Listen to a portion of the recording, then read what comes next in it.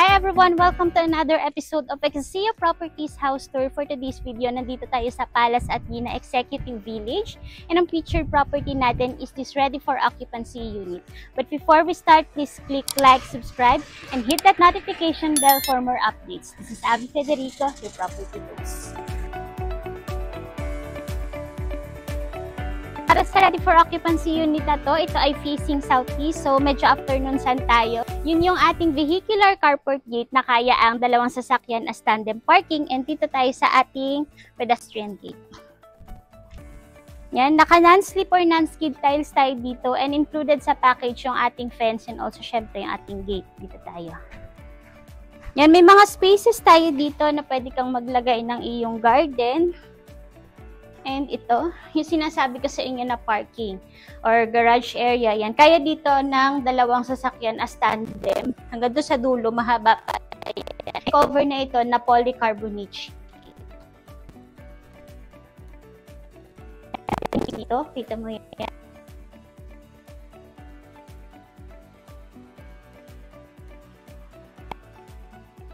Yung mga outdoor outlets. Tara naman sa loob.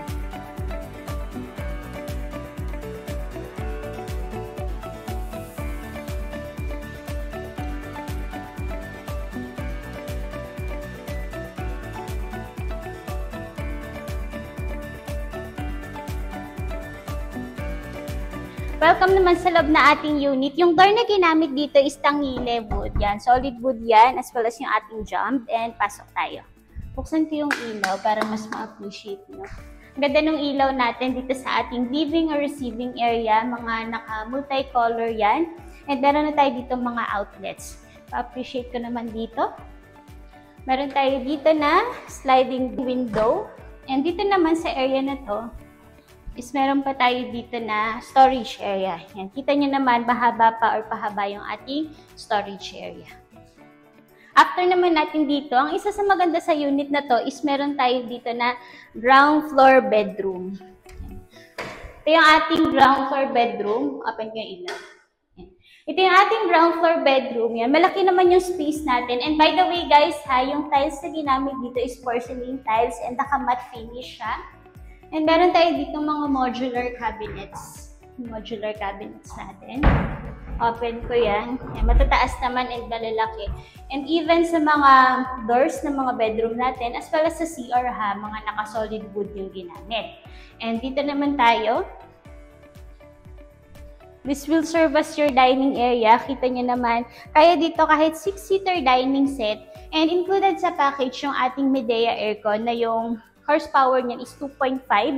And meron tayo ditong sliding door. Papunta naman to dun sa ating carport area. Ito naman tayo sa ating kitchen. And syempre, bubuksan ko muna yung mga ilaw para mas ma-appreciate nyo. Ayan, dito ako. Yung countertop natin na ginamit dito is quartz. Ayan siya. Ang ganda. Ang ganda na itsura dito. Ang linis tingnan. Kaya kung halimbawa gusto nyo yung mga, mga aesthetic lang or mga simpleng design lang, isa ito sa mare-recommend namin sa inyo. And then kung gusto niyo naman ng ready for occupancy unit, isa ito sa pwede nyo i-consider. Meron tayo ditong dual sink, overhead cabinets yan, kita nyo madami naman. And meron pa rin tayong under counter cabinets. And dito sa likod ko, meron tayo ditong gas range with oven na yan. And meron tayo ditong range hood siya. Then dito naman tayo. Ito yung door natin papunta dun sa likod na part ng ating unit. Kung mapapansin nyo, hindi ko na binanggit na pwedeng dun yung iyong laundry area sa labas after ng ating garage area. Kasi may propose tayong space dito for our laundry. Yan.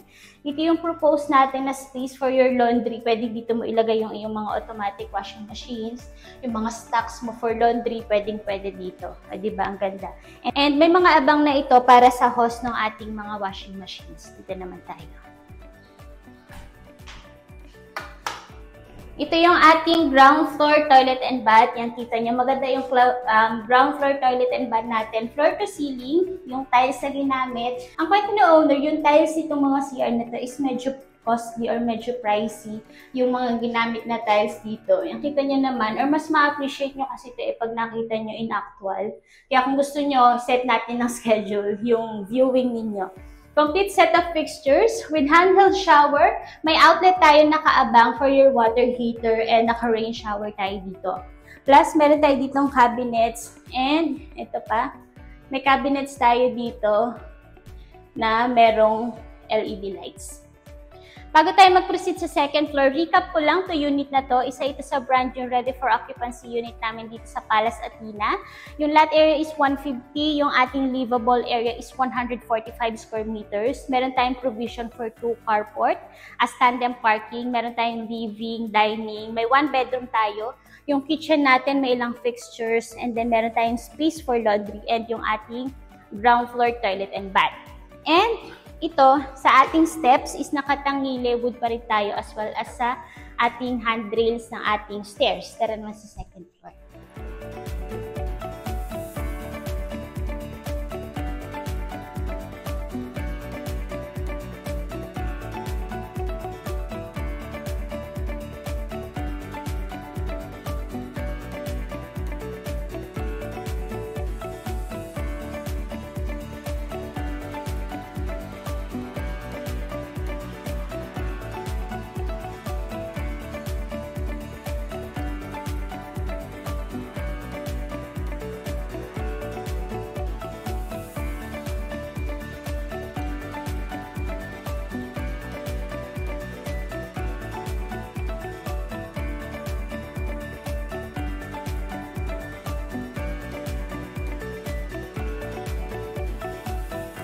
Welcome naman sa second floor natin. Sa second floor natin, meron tayong total of 3 bedrooms and 2 toilet and bath.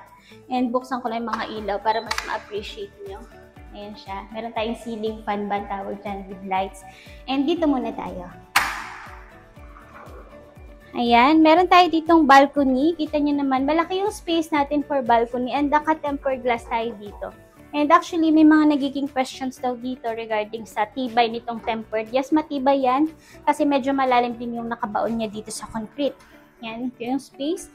And dito ka naman sa kabila. Ito naman yung sa kabilang space. Yan, pwede ka maglagay dito ng iyong mga outdoor furnitures. Dito tayo.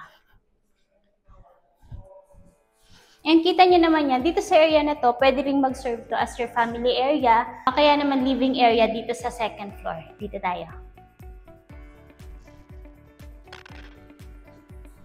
This is our bedroom number 1 dito sa second floor. Complete set of fixtures tayo. Meron tayo dito mga sliding windows. Sliding windows natin, buksan natin para makapasok yung hangin. And nakaabang ito for your window type aircon.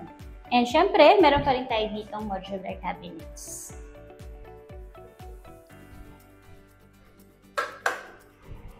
And this is our common toilet and bath dito sa second floor. Same fixtures and halos same size lang din ito nung naunang toilet and bath na pinakita ko.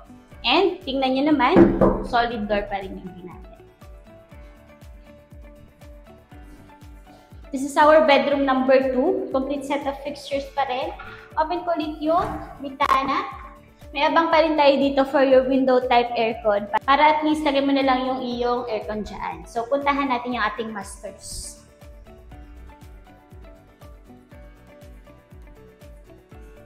Ayan, buksan ko ilaw. Ayan, ito yung masters natin. Masters bedroom natin, di ba ang laki? Even maglagay ka ng king or queen size bed, malaki yung space mo dito. Either dito, o kaya dito mo ilagay. May mga matitira ka pa rin space dyan.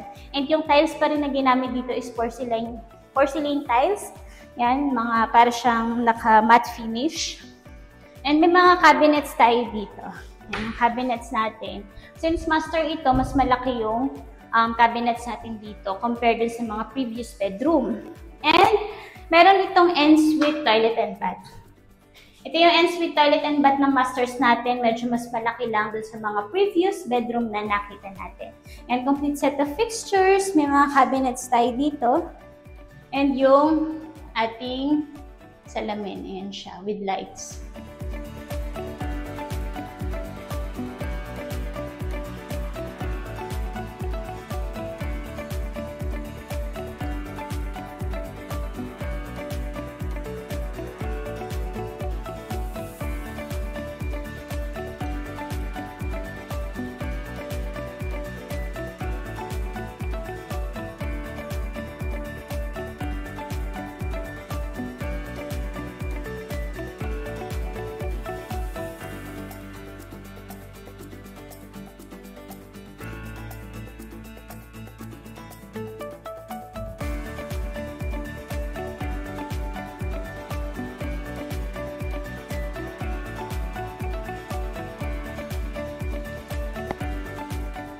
Ready for occupancy unit dito sa Palace Athena, Imus, Cavite. Ilalagay namin dyan sa description box yung full details at ang aming contact numbers. Thank you for watching!